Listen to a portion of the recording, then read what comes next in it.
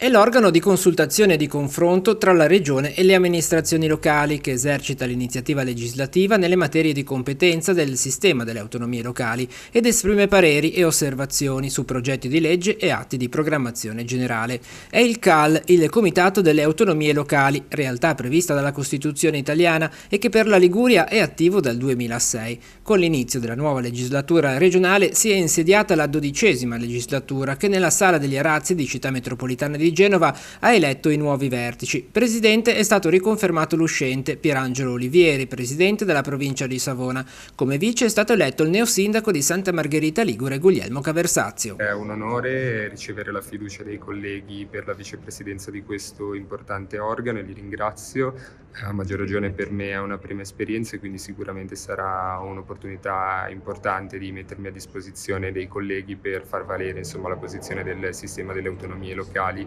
all'interno di questo organo importante di rilevanza costituzionale. L'organo è composto da 30 consiglieri, 16 eletti tra sindaci e presidenti dei consigli comunali liguri nel corso delle assemblee provinciali, 3 savonesi, 3 spezzini, 7 genovesi e 3 imperiesi, e 14 di diritto, che sono i sindaci e i presidenti dei consigli comunali dei 4 comuni capoluogo, i presidenti delle 3 province, il sindaco della città metropolitana di Genova, il presidente di ANCI e il delegato ANCI Liguria per le province liguri.